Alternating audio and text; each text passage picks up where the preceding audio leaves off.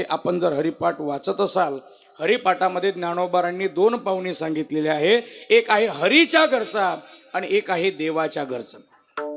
आता कुणाला कोणाच्या घरचा पाहुणा व्हायचा आहे हे ज्याचं त्याचं ज्याला त्याला स्वतंत्र आहे. हरीच्या घरचा पाहुणा कोणता आहे? तीर्थवती भाव दरी रे करुणा शांती दया पाहुणा हरी करी. हा हरीच्या घरचा पाहुणा आहे, म्हणजे देवाच्या घरचा पाहुणा आहे.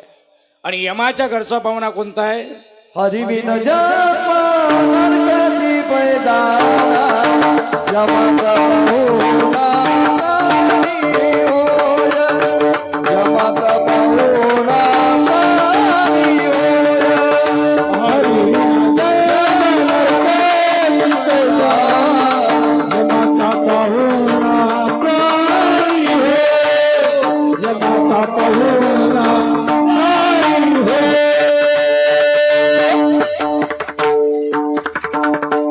हरी विण जन्म नरकची पै जाणा आणि यमाचा पाहुणा प्राणी होय.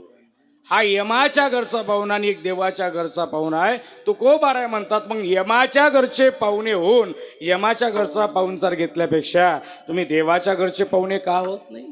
आणि देवाच्या घरचे पाहुणे होण्याकरता काय करावं लागेल? करा हरी भक्ती, परलोकी येईल कामा, सोडविल यमा पासून या.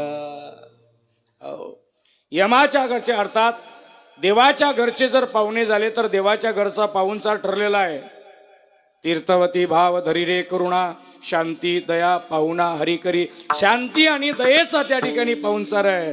पण यमाच्या घरचे जर पाहुणे झाले तर यमाच्या घरचा पाहुणचार ठरलेला आहे. कोणता? मारी ती झोडी ती तोडी ती निष्ठुर, मारी ती झोडी ती तोडी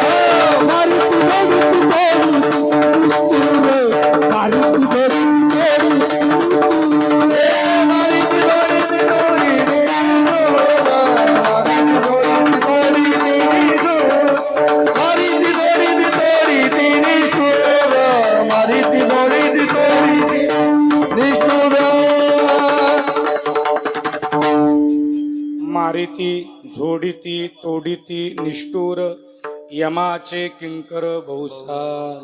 हा यमाच्या घरचा पाहुणचार आहे. तुकोबाराय म्हणतात, यमाच्या घरचे पाहुणे होऊन यमाचा पाहुणचार घेतल्यापेक्षा तुम्ही देवाच्या घरचे पाहुणे का होत नाही?